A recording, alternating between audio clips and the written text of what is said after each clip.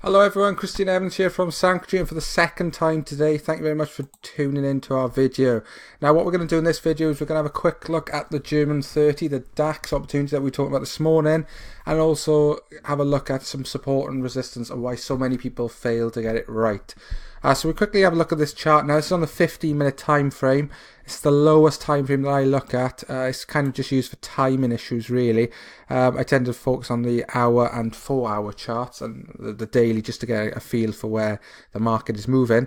And we basically, last time I pointed out, we were kind of, these two green candles had formed, so we're kind of looking to see where the market might go. And we had these long wicks on the preceding red candles by here, entering into the orange box, and the green candles here. Now with a move this size, I did stipulate that it would take longer than you might expect for a move to go to the upside, even though we've been in a bullish uptrend for the most recent past, so to speak.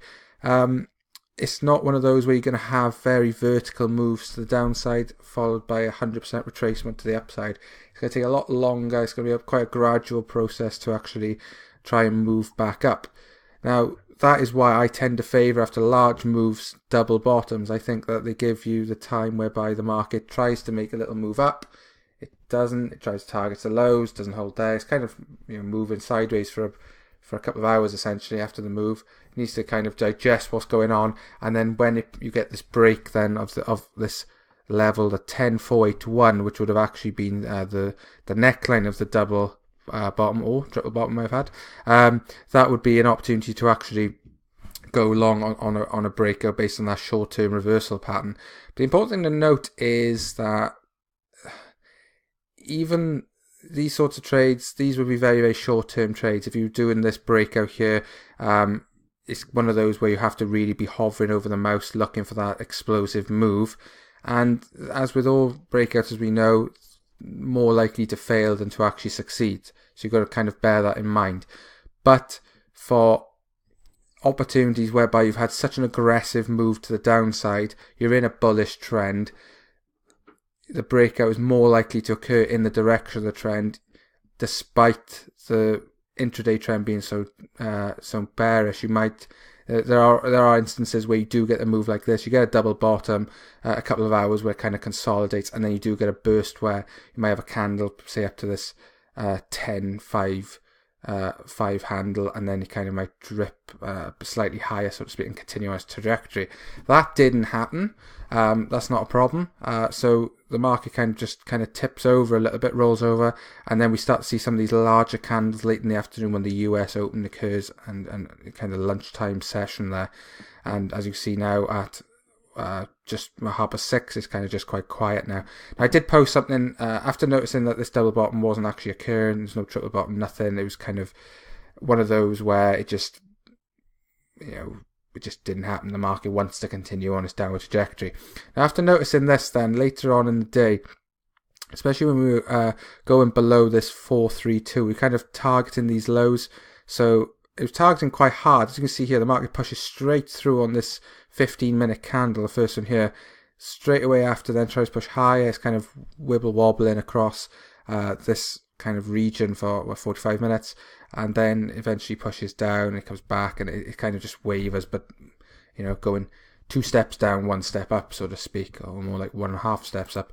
But the important thing to note is that around lunchtime, I did actually post on Twitter, for those of you who are following us on Twitter, at Sanctuary Mam. I did actually post a kind of target that we were looking for based on the fact that we didn't have this double bottom. Now, it's good to have like a secondary kind of viewpoint on the market, so kind of be quite self-critical, and that's going to help you to actually get out of losing positions quite quickly.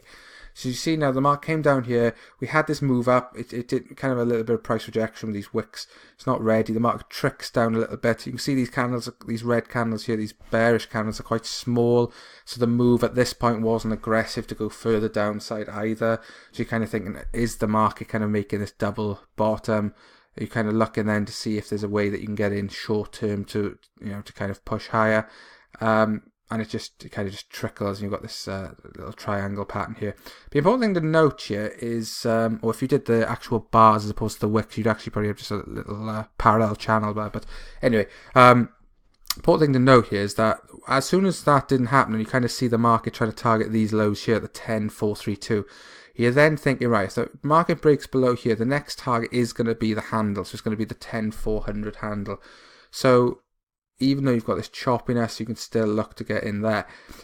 I did post a target on Twitter, and we get close to that, which is the 127 Fibonacci extension at 10,378. We actually touched a low of 10,384, I believe, isn't it?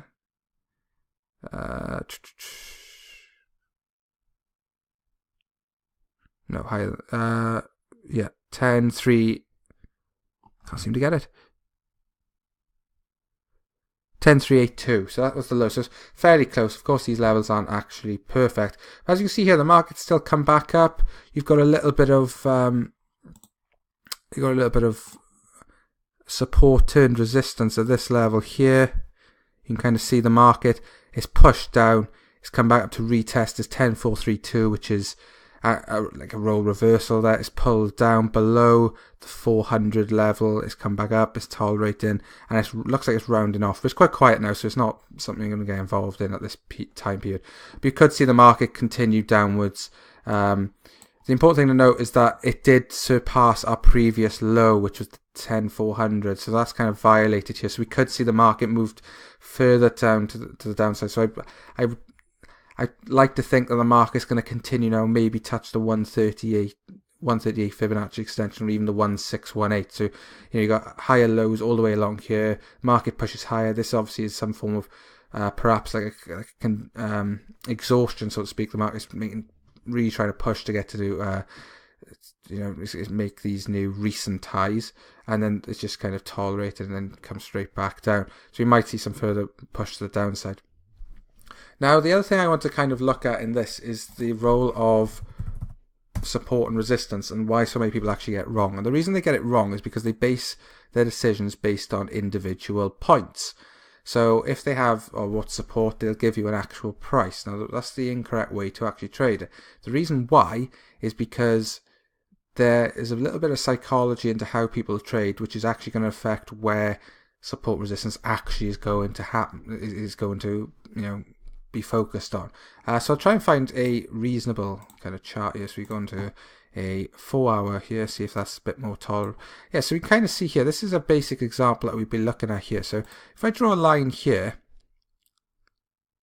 I think many of you would agree that that is a level of support on the Brent crude oil. So you can kind of see here the market's pulled down, it's bounced off this level, this 45.34, it's pushed high, it's come back down, it's bounced off it again, etc. But you can see here that it's based on the wick of this candle, and it's based on the body of this one. Now, the other way that I would look at it in terms of is to draw one on the wick as well. And there's a reason why I do that. I'm going to try and get that straight. There we are. So there's a reason why I do that. So the market doesn't necessarily have to take individual prices. It's all about like a region. And I do talk about this, and I do use it myself as support and resistance regions. And the main reason is to do with the psychology of what people do. And what people are doing when they're in markets is that some people are very predictive, and they anticipate future moves. Now, what they mean by that is, if, for example, now you can kind of see here, we've had this bounce now at the market. The market's come up, it's come back down. At this level now, there'll be quite a few people that will be looking for this as a level of support, and they'll be placing their limit orders there. So those who have type level 2 market data, they're going to see the actual they actually see the price ladder. They have all the bids and offers, and they're actually going to see the number of bids on this level. So what actually happens is people start predicting, oh, this support level is going to hold. But if I join the back of the queue, I'm not going to get filled, because I'll need so many people to be selling for me to get filled on that bid to actually be in the position long and for that support to hold. So what people do then is they put a bid one price higher.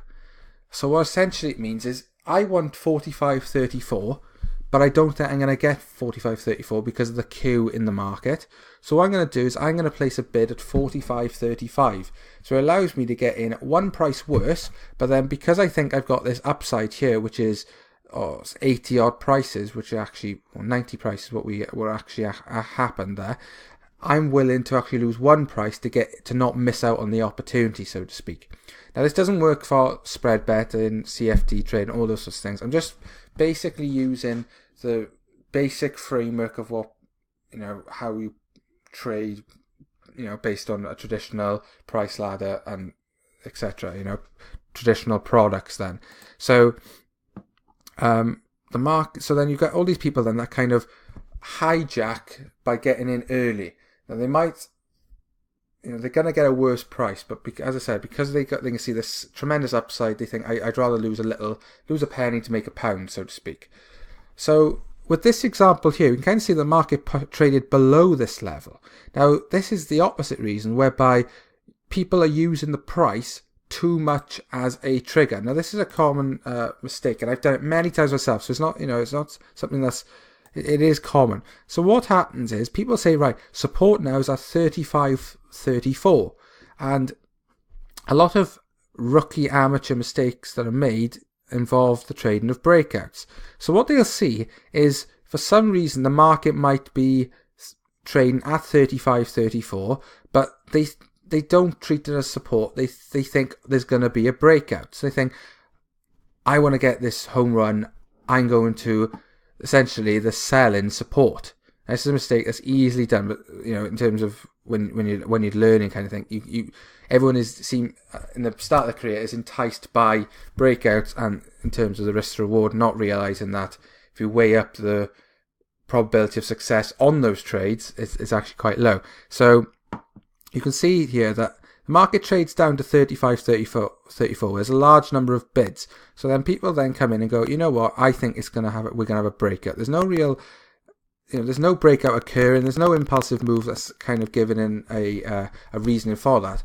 But essentially, people pile into the market and go, I'm going to sell. So they start selling at the market, or they'll have stop entry, which is at 35.34, because if they wait for a confirmation, they're going to get a worse price if the breakout occurs.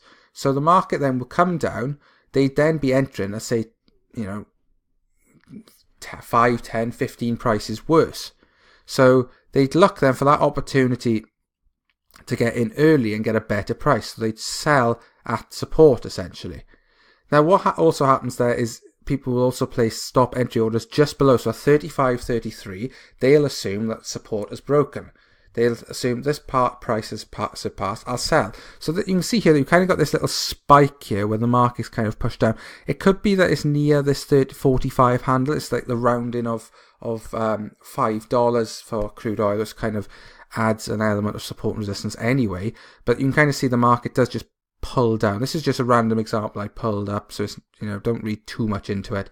But the market's pushed down these extra 25 prices or whatever, so it's trying to get to this 45. But this could have been caused, especially there, by that early adopter of wanting a breakout, and stop hunters knowing that people are going to do that and have their stop entry orders just below, and also their stops based on people, the day traders, are going to have very, very tight stops who are looking to go long with support at 45.34, but then place their stop at 45.33 or 32. So they're not giving them any room because they base it on the fact that this level has to hold specifically.